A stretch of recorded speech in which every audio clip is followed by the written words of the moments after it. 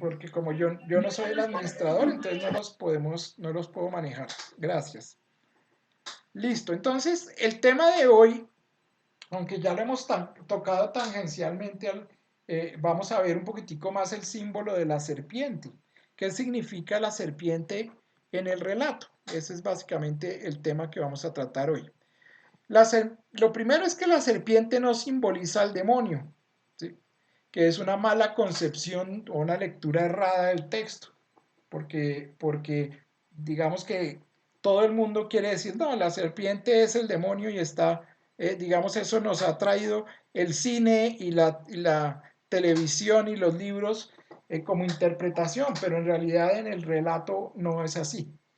Miren, para que nos demos cuenta de que la serpiente no es el demonio, yo traigo aquí dos lecturas. Una es Números 21, del 4 al 9, para que alguien lo vaya buscando, ¿sí? Y otra persona, por favor, vaya buscando Juan 3, del 14 al 15.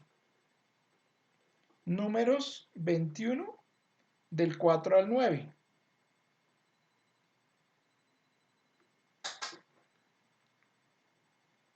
El que lo tenga, por favor, abre el micrófono y nos lo ayuda a leer. 21 del 4 al 9. Sí, señora. Serpientes. Desde Monte Or se encaminaron hacia el Mar Rojo, rodeando el territorio de Edom. El pueblo estaba extenuado del camino y habló contra Dios y contra Moisés. ¿Por qué nos has sacado de Egipto para morir en el desierto? No tenemos ni pan ni agua, y nos da náusea ese pan insípido. El Señor envió contra el pueblo serpientes venenosas que los mordían y murieron muchos israelitas. Entonces el pueblo acudió a Moisés diciendo, hemos pecado hablando contra el Señor y contra ti. Reza al Señor para que aparte de nosotros las serpientes. Moisés rezó al Señor por el pueblo y el Señor le respondió, haz una serpiente venenosa y colócala en un estandarte, los mordidos de serpientes quedarán sanos al mirarla. Moisés hizo una serpiente de bronce y la colocó en un estandarte. Cuando una serpiente mordía a uno, él miraba a la serpiente de bronce y quedaba sanado. Palabra de Dios. Te alabamos, Señor.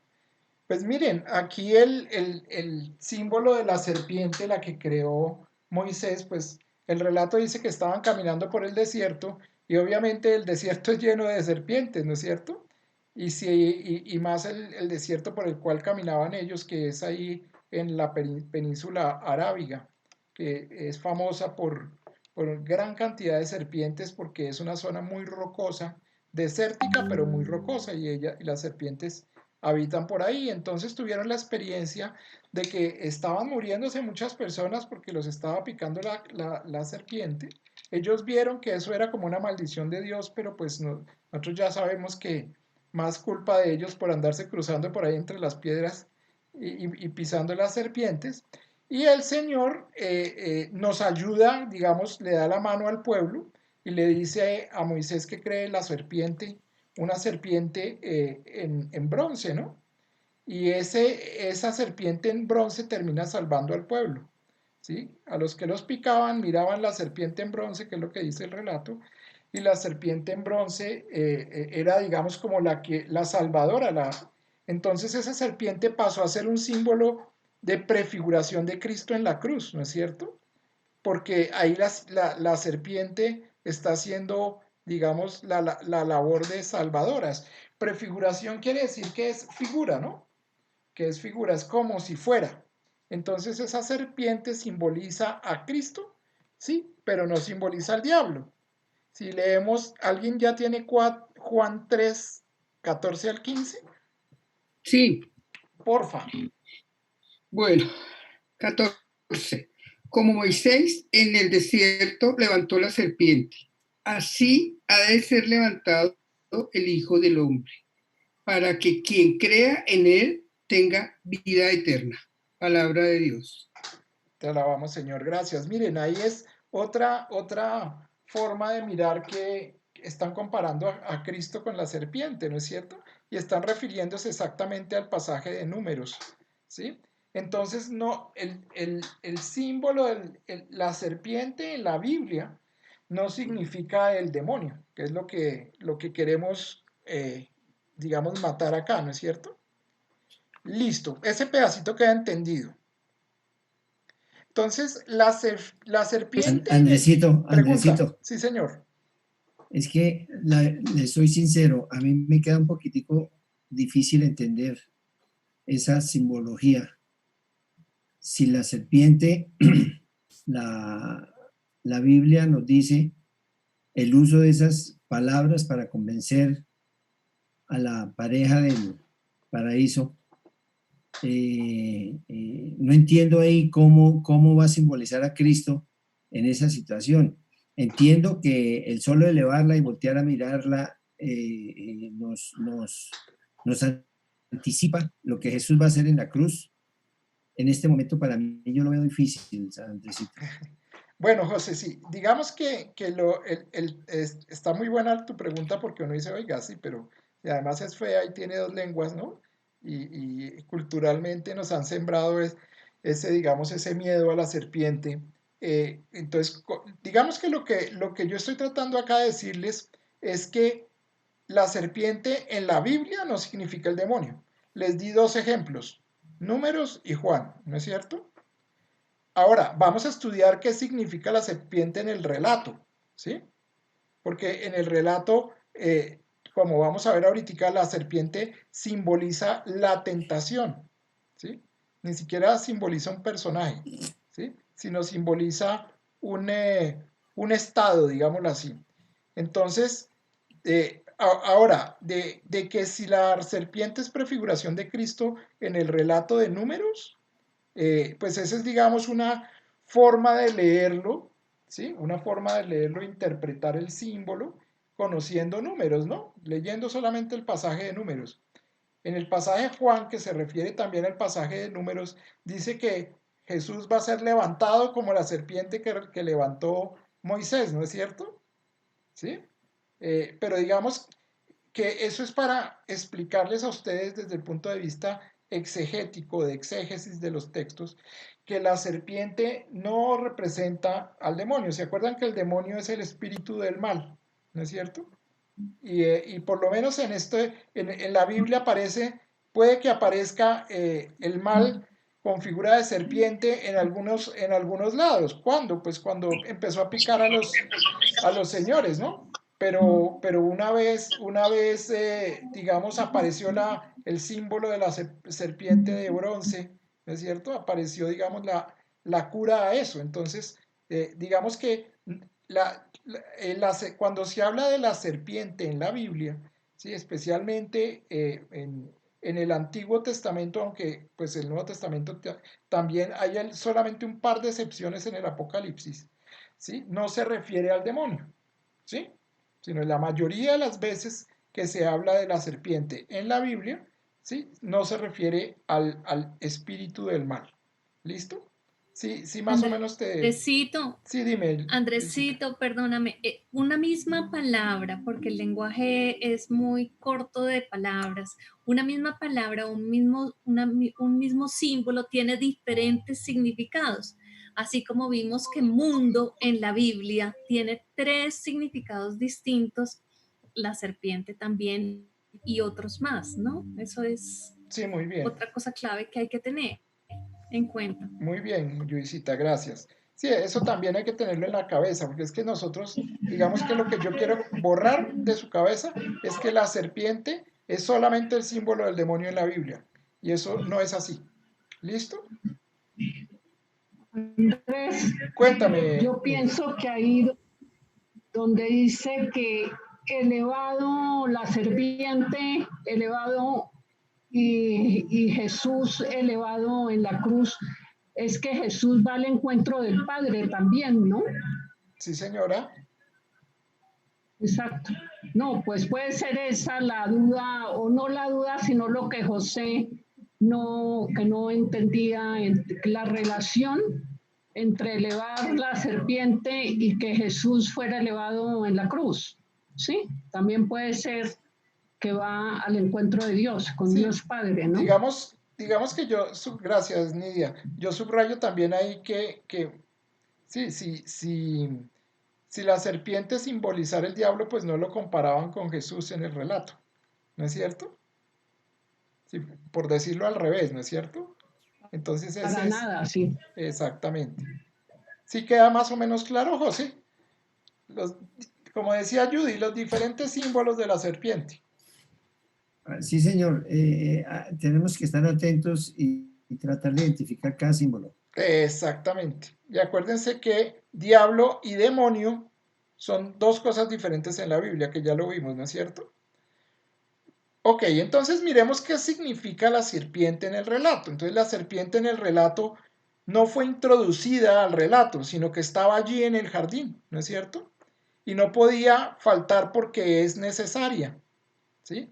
Eso quiere decir, digamos, en el relato, cuando un escritor empieza una novela, pues pone todo lo necesario en el relato para desarrollar la novela, ¿no es cierto? Y entonces más o menos eso es lo que pasa, la serpiente estaba ahí en el relato. Y la serpiente simboliza a la tentación, ¿sí? A la misma tentación, no al tentador, ¿no es cierto? Ni al tentado, ¿sí? O sea, no simboliza ni a Adán y Eva, ni tampoco al demonio, sino simboliza como tal la tentación, ¿sí? Para esto el texto no se centra, y digamos que por eso este texto no se centra en la serpiente, sino en lo que dice la serpiente, ¿no es cierto? Entonces vamos a ver qué dice la serpiente.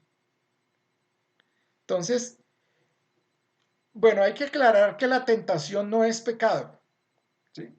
Per se es neutra, ¿no es cierto? Porque, y de hecho Jesús las tuvo, ¿no? A Jesús lo tentaron 40 días en el desierto en el relato de las 4 tentaciones, ¿no es cierto? ¿Se acuerdan? La tentación por eso es neutra, es posibilidad de virtud o de pecado, ¿no es cierto?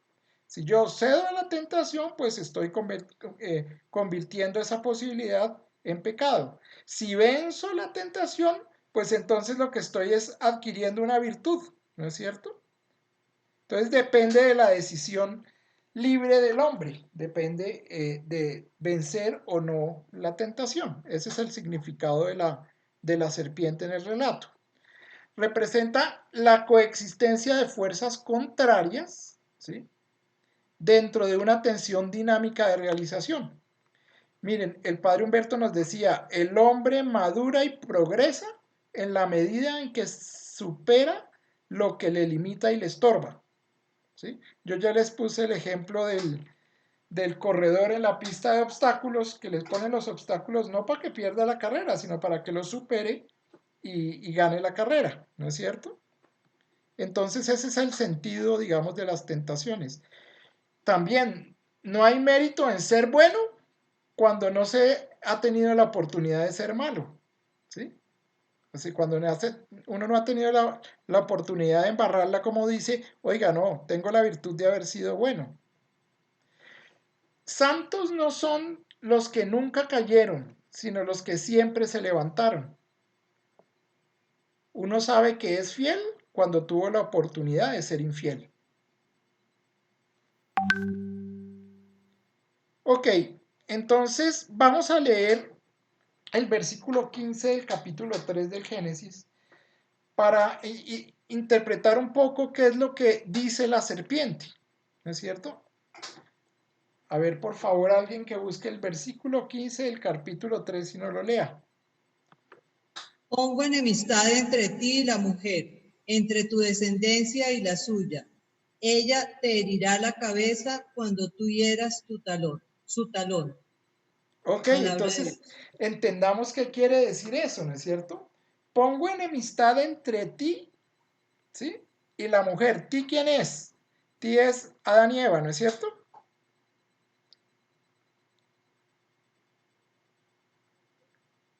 ¿No es cierto? ¿Alguien tiene alguna otra idea de que ti... Sí, no, es la Sí, persona. Exacto. Pongo enemistad entre ti y la mujer, ¿sí? Entre la El ti, serpiente y la mujer. exacto. entre ti es nosotros con la posibilidad de pecar, o sea, la tentación, y nosotros ya sabemos que la mujer en el relato significa la fragilidad, La parte vulnerable, la sí. parte vulnerable de nosotros. Entonces lo que está diciendo ahí, estoy alejando, ¿sí? Estoy ayudándote con la tentación, ¿sí? Apartando tu fragilidad de humano. Digamos que si lo escribiéramos en términos teológicos, lo diríamos así. Entre tu descendencia y la suya, ¿sí? Ella, la fragilidad, ¿sí? Te herirá la cabeza cuando tú hieras su talón. Miren lo bello del relato. Está diciendo que la parte más débil, ¿sí? Le va a herir la cabeza a la serpiente, ¿no es cierto? Ella, o sea, la fragilidad, te, te herirá la cabeza cuando tú hieras su talón. ¿Por qué se hace referencia al talón? Porque las serpientes siempre pican en el pie, ¿no? En el talón, ¿sí? Y entonces digamos que el sentido de la frase es que en el momento en que nos ataque la tentación, ¿sí? La fragilidad va a ser la que nos va a salvar, la que nos va a cuidar de la tentación, digámoslo así. Y la pregunta es ¿cómo? ¿Cómo va a ser la fragilidad? Si es frágil, si es nuestra parte frágil que nos hace pecar, pues con el poder de Dios. Es la única forma de vencer nuestra fragilidad. ¿Alguna pregunta acerca de esta interpretación? ¿Alguien quiere aportar algo?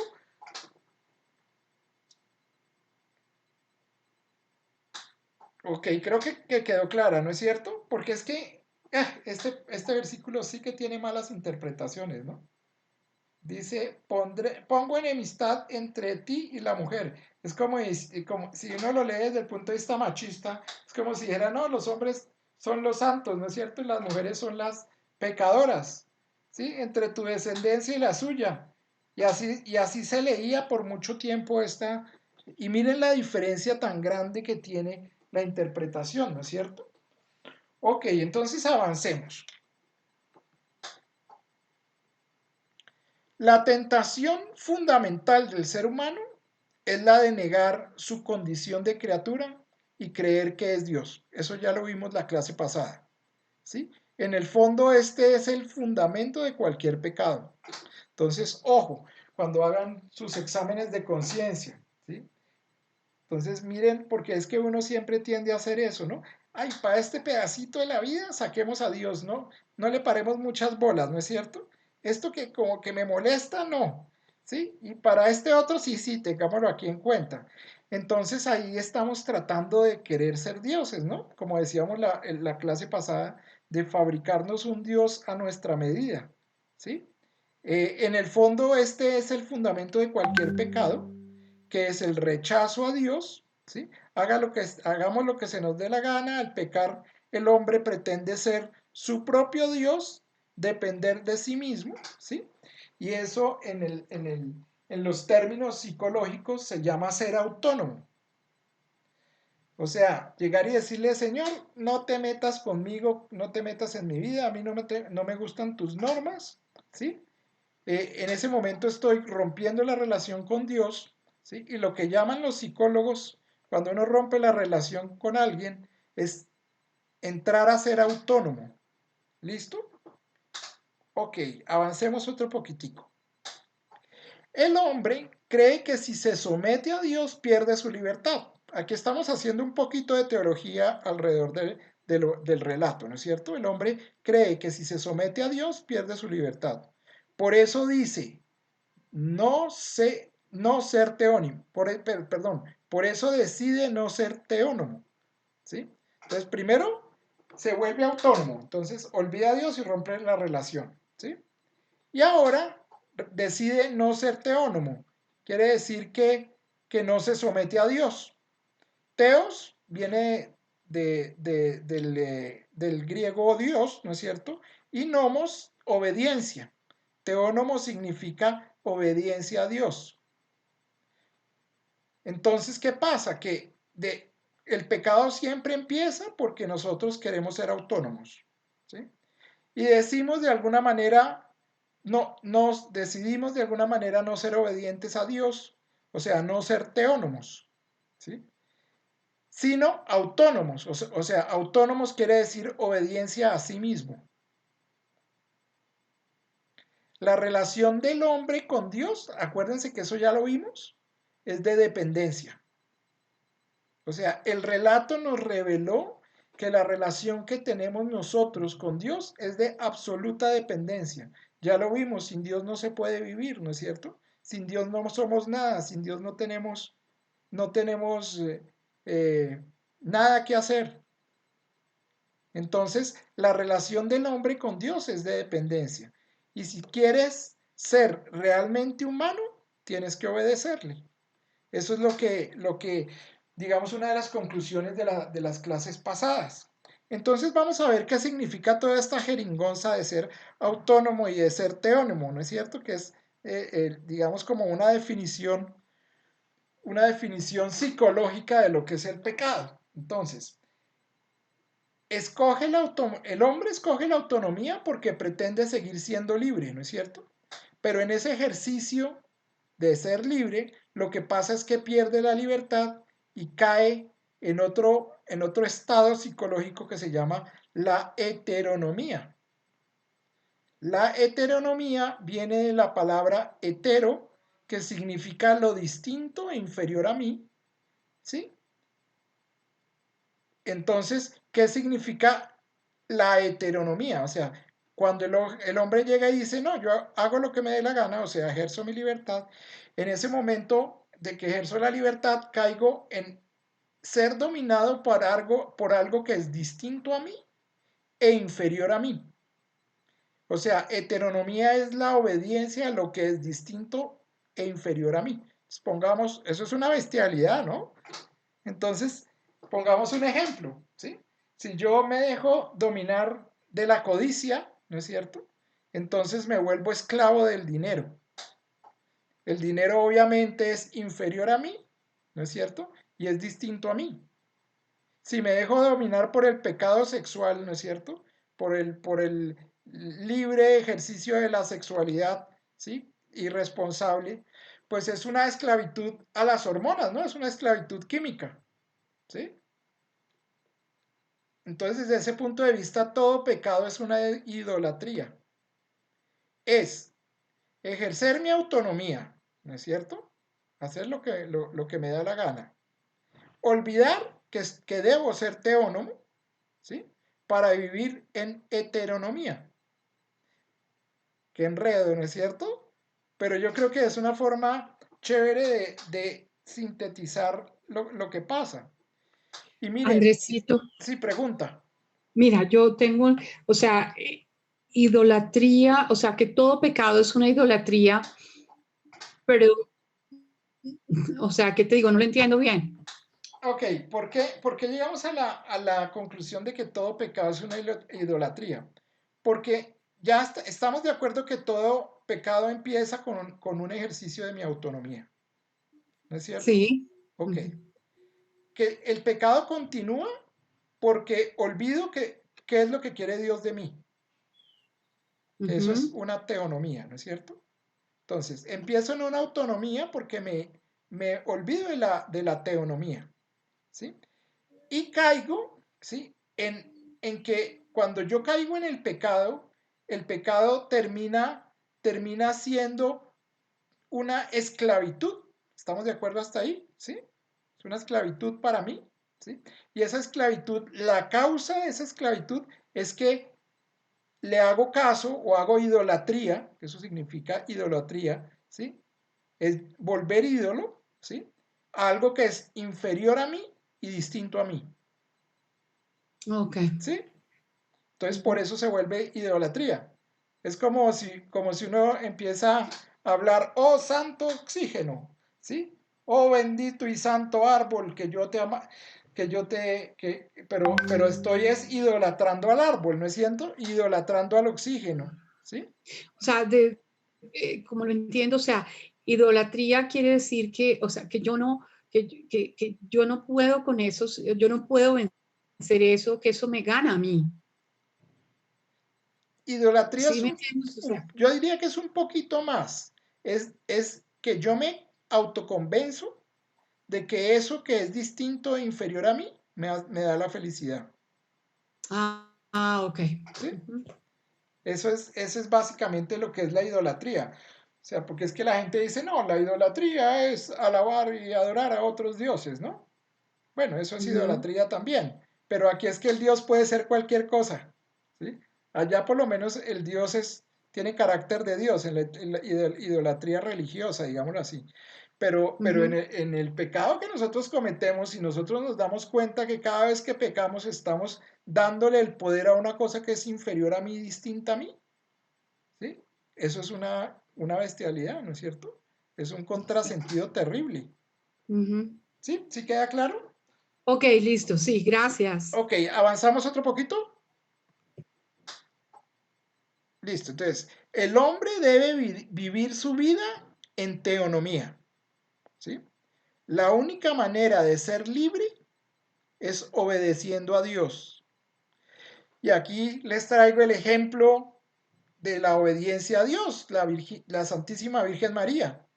Ella dice, yo soy la esclava del Señor, ¿sí? Eso significa, soy la perfecta teónoma.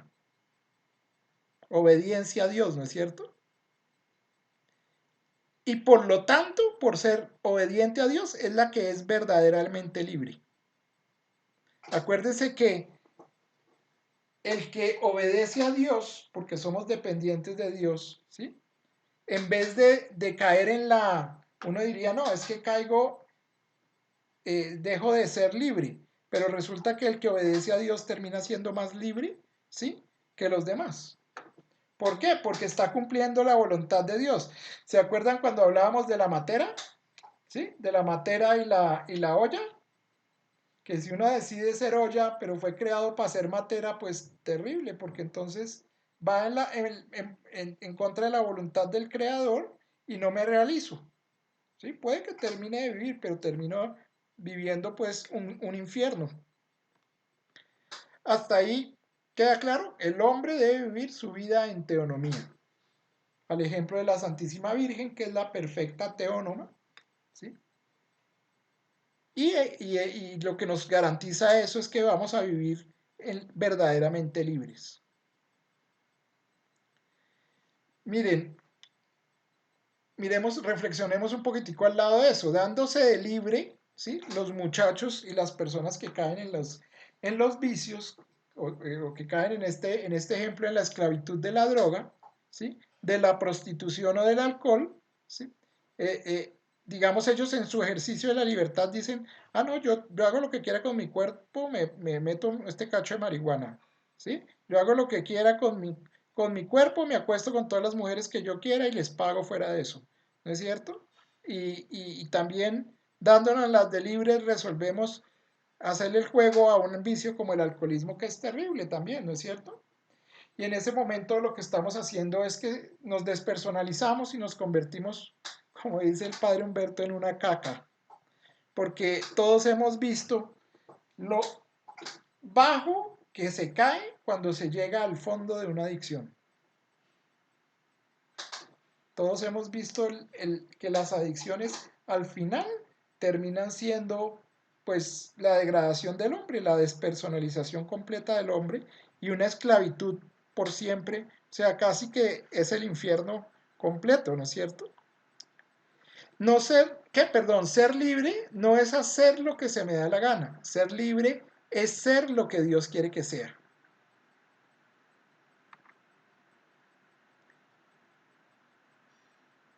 Miren, y uno piensa que el ser humano no es malo por la seducción, ¿no es cierto?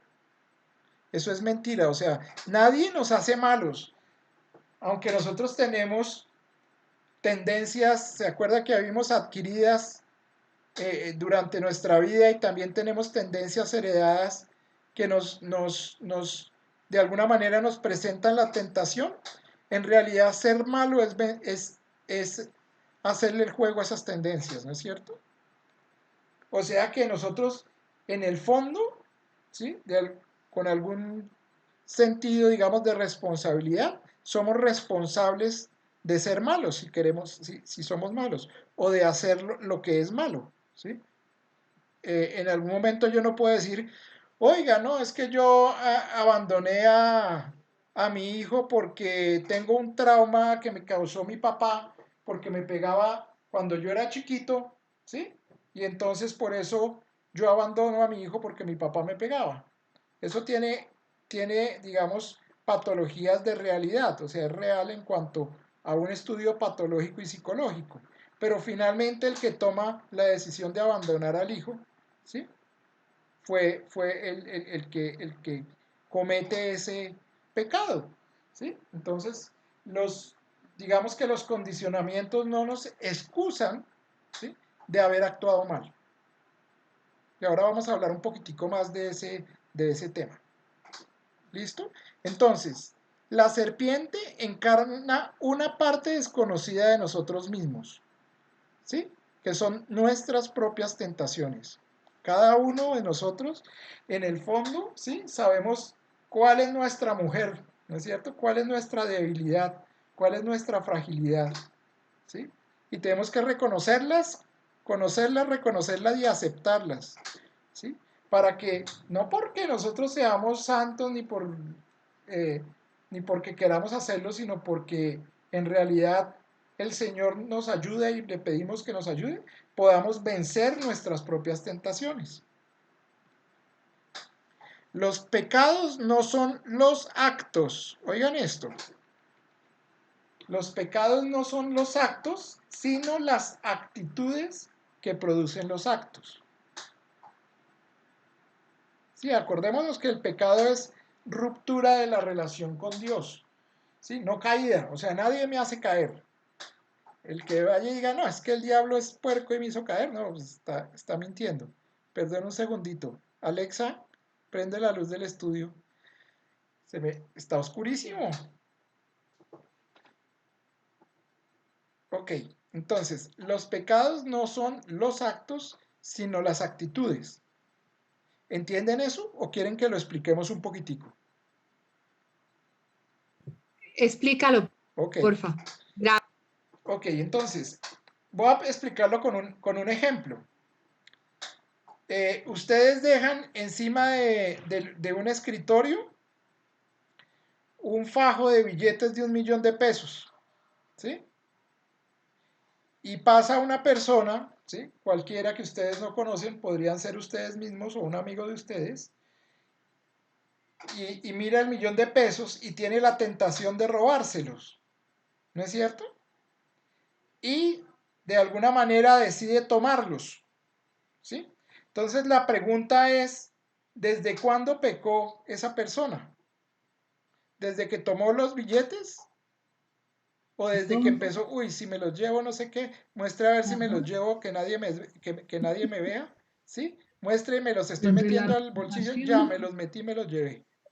Entonces la pregunta es, ¿el pecado cuándo empezó ahí? Te pregunto a ti, María desde la Claudia. tentación, Cuando Desde él que tomó la decisión, Desde que empezó a pensar hacerlo. Exactamente, cuando lo decidió. desde que decidió, ¿sí?, a tomar la actitud de robarse el billete, la plata, ¿no es cierto? Porque también existe que uno diga, uy, mire, ahí hay 1.000.000 de pesos, ¿sí? Mi hijo aguantando hambre, mi señora enferma, ¿sí? Y yo no he podido llevarlo a ningún hospital, ¿no es cierto? Y ahí hay 1.000.000 de pesos y ese 1.000.000 de pesos puede mejorar, darle de comer a mi hijo, salvar a mi esposa, ¿sí? Y mejorarle la vida a mi familia. Eso es lo que se llama un dilema ético, ¿no es cierto?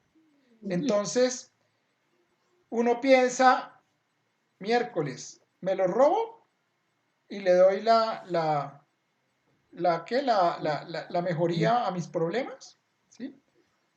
O le digo al dueño que me los preste y entonces si le digo que se los devuelvo cuando pueda, ¿sí? O simplemente digo, no, me los robo y justifico todo lo que me está pasando. Entonces la pregunta ahí es cuando comienza el pecado. Si él se lo robó, ¿cuándo comienza el pecado? Ya no se llama, primera pregunta, ¿eso es un robo o no? Sí. Claro, es un robo porque le está quitando algo que es de otra persona, ¿no es cierto? Clarísimo, cuando tú coges lo que no es tuyo, estás robando. Muy bien. Ahora la pregunta, ¿es un robo o un robito? Un robo normal. Un robo normal, ¿no es cierto? Porque lo está haciendo. Ahora, la pregunta, ¿será pecado el hecho de haber robado, ¿sí? Sin haberle, digamos, sin haber agotado otras posibilidades? Sí, es pecado. Claro que es pecado, ¿no es cierto? Ahora, ¿será virtud haberle dicho al dueño de la persona, oiga, présteme esa plata, yo no se los puedo devolver, no sé cuándo se los puedo devolver, pero mi hijo está aguantando hambre y mi señora está en el hospital, ¿sí? Eso es virtud, ¿no es cierto? Entonces, fíjense, la intención, ¿sí? Es la que es pecado, no el acto, ¿no es cierto? ¿Alguien me preguntaba algo? ¿Qué dijiste, Andresito? ¿La intención? La intención, sí. La intención, ¿sí? ¿Sí? O sea, el pecado no es el acto, sino la actitud, ¿no es cierto? La intención de haberlo querido hacer. Por eso el Señor, o sea, y por eso el cristiano y la moral cristiana es una moral de intenciones, no de actos, ¿sí? Entonces, uno, por decir algo, trabaja en una oficina y vamos a llevarlo a un plano más propio, digamos. Trabajamos en una oficina y en esa oficina yo soy el que decido quién le da el contrato a alguien que me estaba vendiendo algo, algún servicio o algún bien, ¿sí? Y entonces yo decido decir, no, yo aquí le doy contrato a todo el que me dé vendaje, ¿sí? Como dicen en los pueblos, a todo el que me dé cebellé, ¿sí? Y entonces ahí me quedo yo sentado y no he vendido nada, ¿no es cierto? No, pero con el simple hecho de haber elegido o haber tomado esa, digamos, esa política, ya estoy pecando, sin haber hecho el primer contrato. ¿Sí ven por qué les digo que el cristianismo es moral, ¿sí? De actos, ¿qué? Perdón, moral de actitudes y no de actos. Y así debemos juzgar nuestros actos siempre que lo hagamos. ¿Alguien creo que está claro o alguien tiene alguna pregunta? Andresito, en el ejemplo que nos pones, si inicialmente tuvo la intención para solucionar su problema familiar, tuvo la intención, pero no la llevó a cabo, resolvió no hacerlo. Entonces ahí la intención no alcanzó a ser. Muy bien. Tuvo la tentación y libre y naturalmente decidió no hacerlo, entonces eso se convirtió en una virtud, no en un pecado, ¿no es cierto? Ok. ¿Sí? Gracias. ¿Alguien más tiene alguna pregunta?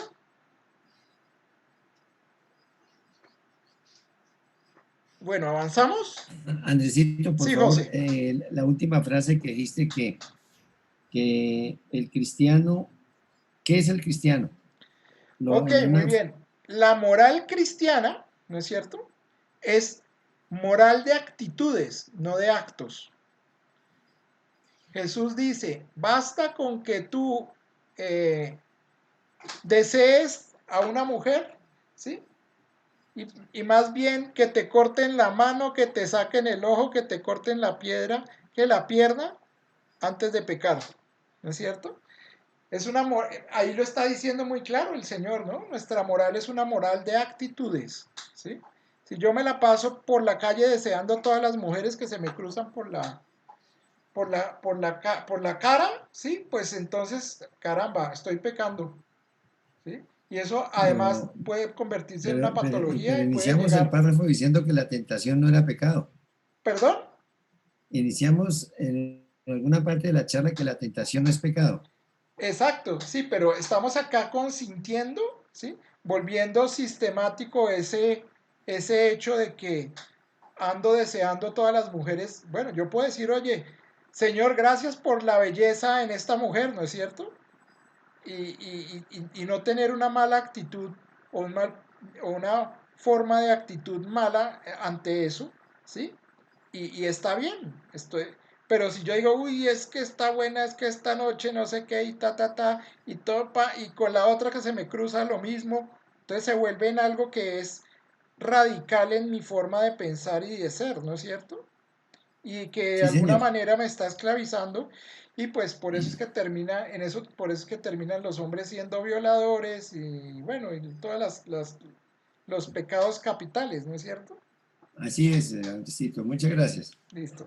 Andresito, una pregunta, un comentario. Sí, Carlitos, dime.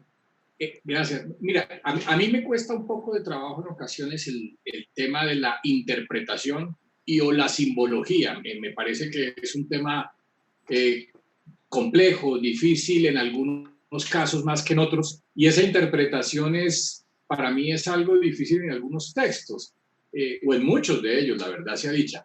Pero, por ejemplo, aquí vemos, y tú anotas que la serpiente en este caso encarna nuestras propias tentaciones, una parte desconocida de nosotros mismos. Dices tú, en el texto anterior yo hubiera pensado cuando tú preguntaste asociar la serpiente a nuestras tentaciones o a la tentación. Y en ese momento se decía que no, que simbolizaban la prefiguración de Cristo. Yo ahí quedé, te confieso, bastante loco. Lo que pasa es que no quiero atrasar al resto de la audiencia con una explicación adicional. Está bien, Charlie, mira.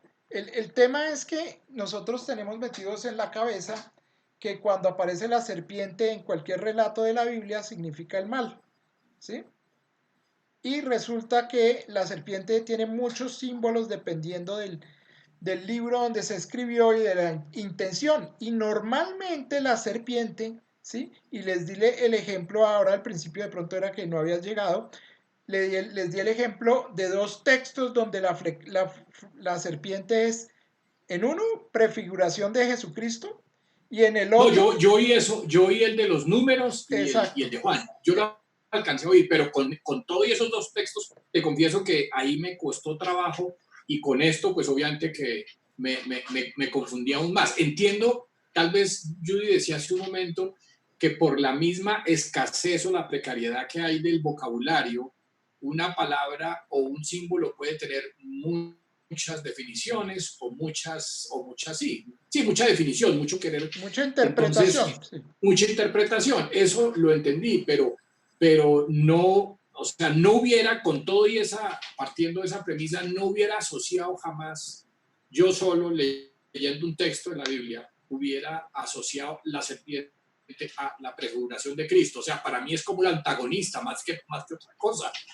No, o sea, la interpretación de Cristo es en los otros textos, en los otros que leímos, ¿no es cierto? En este, ¿sí? Lo que yo les estaba diciendo es que, ojo que diablo y tentación son dos cosas diferentes. Demonio y tentación son dos cosas diferentes, ¿sí? Entonces, aquí en este texto en particular, la serpiente no simboliza al demonio, ¿sí? Que es lo que pensaríamos y lo que hemos, digamos, interpretado mal desde toda la vida, porque yo creo que a ti también te pasó que lees ahí y dices, uy, no, aquí el malo es el que me está tentando, ¿no?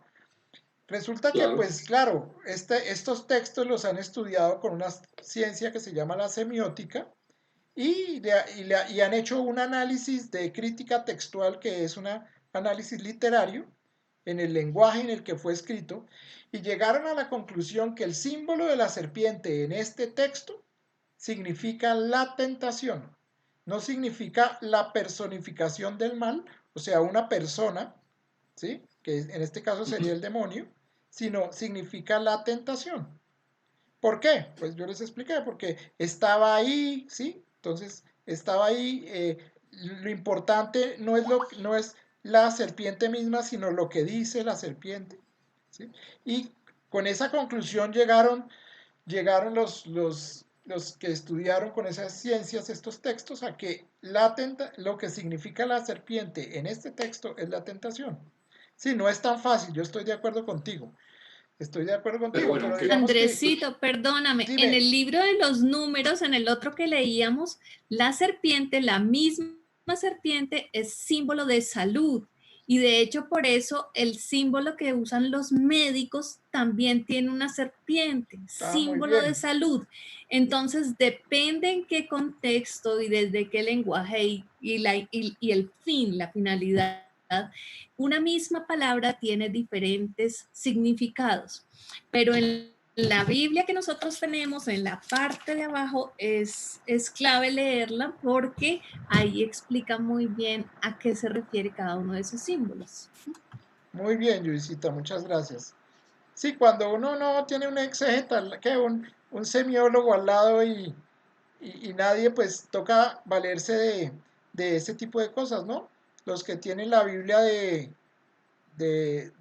nuestro pueblo, la verdecita, tienen muy buenos comentarios y ahí le explican a uno, mire, la serpiente, la tentación por esto y esto y esto. Y si quieren pueden corroborar muchas de las cosas que hemos estudiado acá en esos comentarios. Yo no sé si lo han hecho, no. No le crean a Andrés todo, ¿no? sino investiguen un poquitico ahí en los comentarios de la Biblia y verán. Vale la pena también, ¿sabes qué libro? El que el padre nos hacía comprar para la exégesis de la lección. Cata, tú lo tienes ahí, el amarillo, los Sí, comentarios, es un libro muy bueno. el Y está comentario exegético de... toda la Biblia, está el Antiguo Testamento y el Nuevo Testamento. Vale la pena leerlo. Sí, y vale la pena leerlo a medida que uno va leyendo la Biblia, ¿no? Porque él le dice, este versículo, le va uno dando casi que versículo por versículo cuál es el sentido, ¿no es cierto? Ese son los comentarios exegéticos de San Jerónimo, se llama el libro. Ese lo consigue uno donde venden libros religiosos. Es un poquito costoso, ¿no es cierto, Judicita? ¿Tú lo tienes?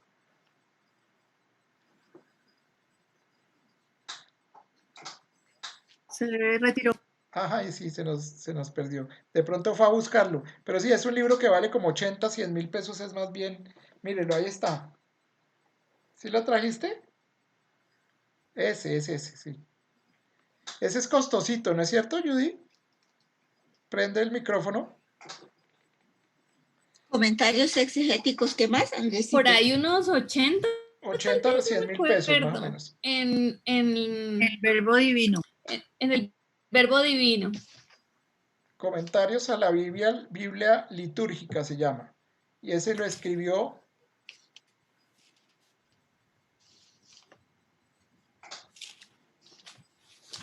Ahorita le tomo una foto y se los envío. Ah, bueno, listo. ¿Sí te aclara el tema, Charlie? Sí, en este caso específico, sí. La conclusión es que hay que estudiar más.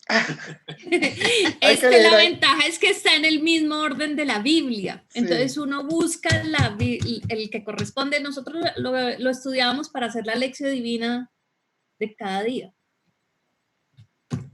Si no lo tienen los comentarios que hay en la Biblia de nuestro pueblo, de la verdecita, son bastante buenos. Y además actualizados a las últimas investigaciones exegéticas.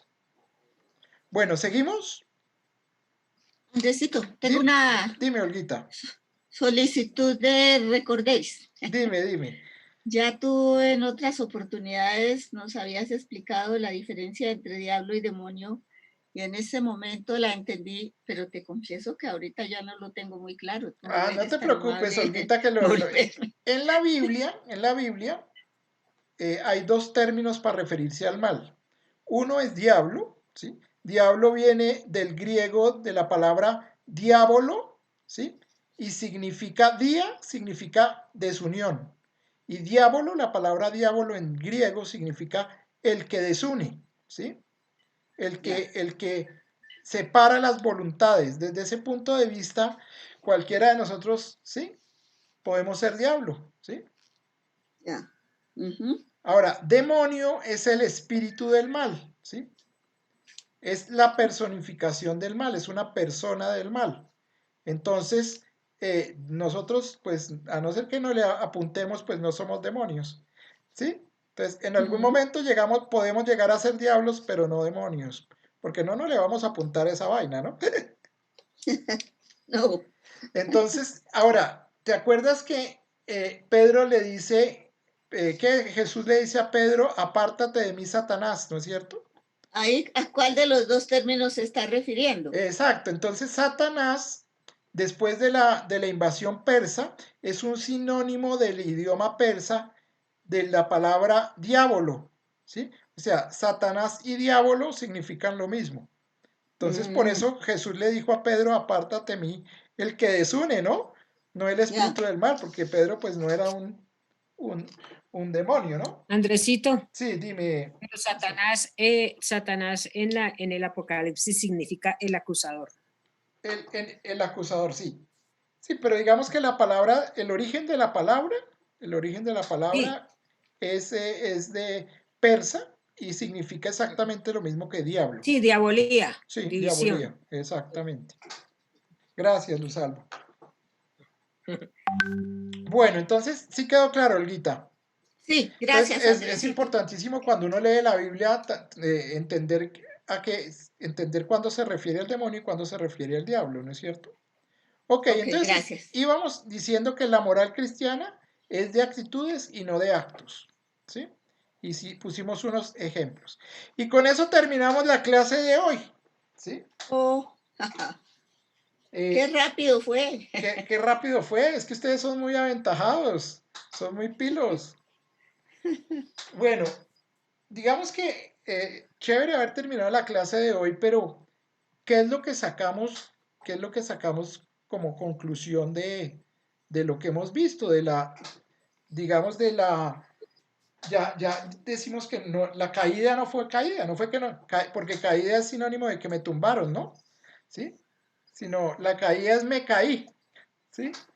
Entonces, la primera cosa que tenemos que, digamos, reflexionar cuando estemos haciendo nuestra reflexión de vida es, ¿sí? ¿Dónde yo me caí? ¿Sí?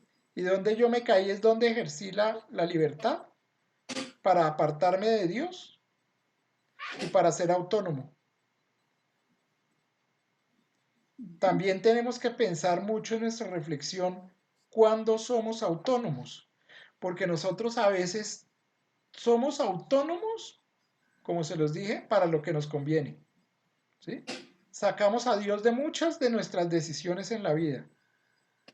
Y decimos, ay no, señores, aquí que voy a decir, en esto no te metas, yo voy a decidir de acuerdo a mi autonomía, no a la tuya, ¿sí? No a tu teonomía. Entonces, acuérdense que una de las conclusiones es que, caramba, y eso es una de las cosas difíciles de nuestra religión, ¿no es cierto? De nuestra forma de relacionarnos con Dios.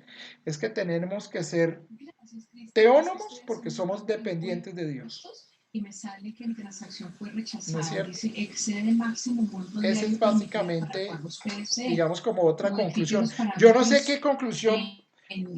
Esas son como dos conclusiones teológicas que quiero yo ponerles en. Perdón, están los micrófonos encendidos. Ah, sí, por ahí hay un micrófono encendido. Consultar y modificar límites para compras PSE y mira que. Ah, es María Claudia, creo. María Claudia, allá, listo.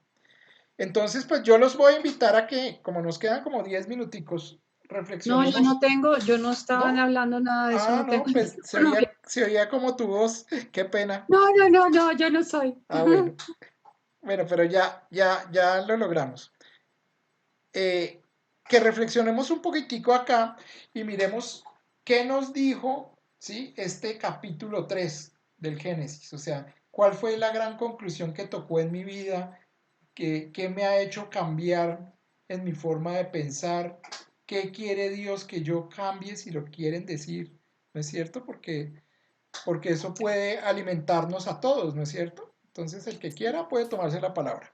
Bueno, mira, para mí sí ha sido como muy enriquecedor en la clase del día de hoy porque pues hay siempre una confusión, o sea, somos seres humanos y siempre hay una confusión, o no confusión, sino como que te digo, es como hallar el límite entre la tentación y el acto así, el acto en sí y la actitud, ¿me entiendes?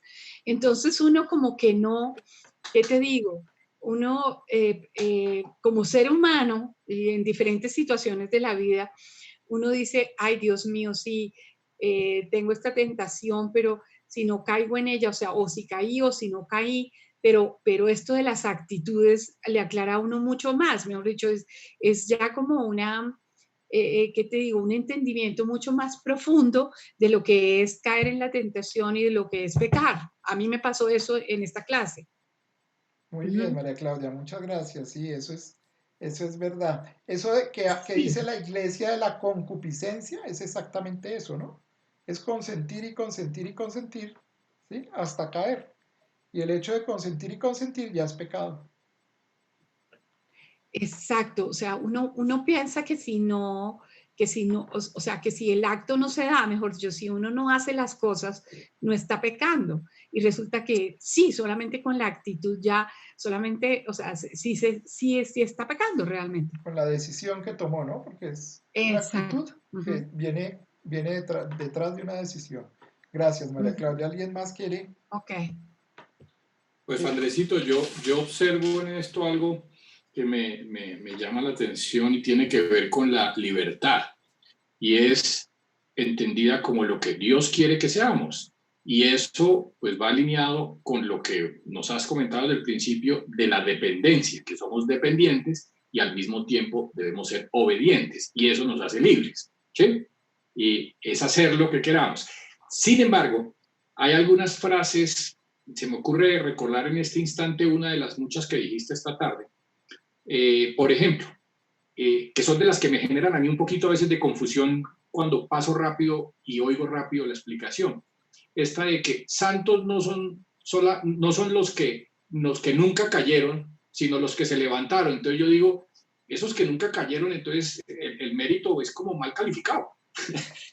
O sea, entonces uno podría interpretar, uno podría decir, uniéndolo a esa frase coloquial de que el que peca y reza empata. Entonces, mejor le va o mejor calificado está el que se cayó y se levantó que el que nunca se dejó tentar y nunca cayó.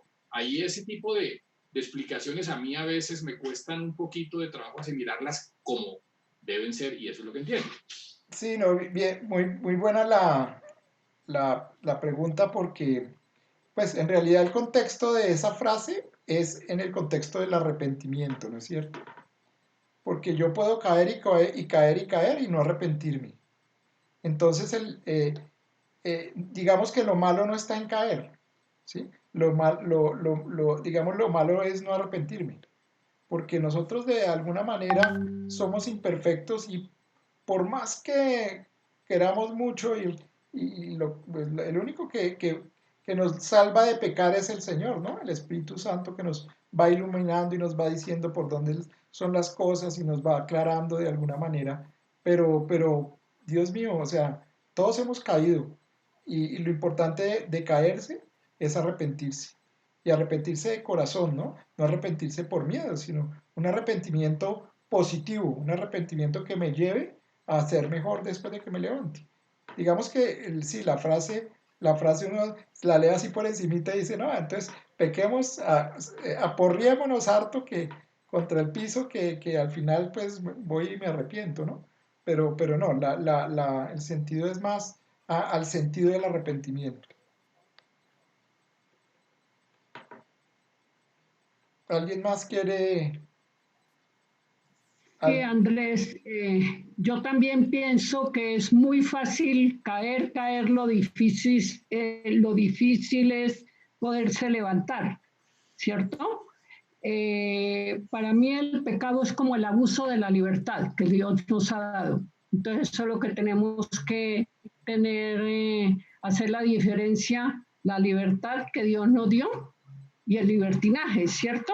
Sí. Entonces, la libertad tú la administras, o sea, Dios te la dio, pero tú la administras, ¿sí o no? Tal cual, sí. Entonces Señora. un santo decía, Señor, no me sueltes la mano porque puedo caer. No Sí. sé cuál decía. San Felipe Neri decía, Señor, no me sueltes, porque si me sueltas, soy capaz de traicionarte peor que Judas, decía San Felipe Neri. Sí. Y eso es lo que nos pasa. Entonces, Ahora, sí, con respecto a lo que tú dices, mira, el que lo levanta a uno es el Señor. Uno definitivamente no puede levantarse.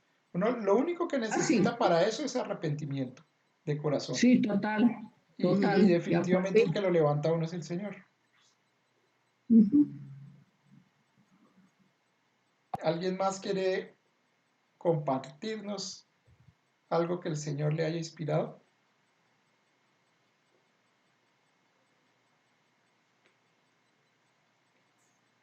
Bueno, creo que nadie más, ¿no es cierto? Entonces, pues vamos a... Fíjense que ya logramos llegar al capítulo 3, ¿no? Pero ha sido un camino bien bonito. Sí, Sí, estamos caminando. Lo siguiente que vamos a ver es el capítulo 4, para lo cual les pido que lo lean completo, ¿sí? El capítulo 4 tampoco es muy largo. Entonces, sí, para que la próxima clase podamos entrar a leer los pedacitos claves y a interpretar los símbolos claves. La caída, lo que hemos visto hasta ahora es el pecado personal, ¿sí? Lo que vimos hasta ahora es el pecado personal. Y vamos a ver cómo es el dinamismo del pecado, ¿sí?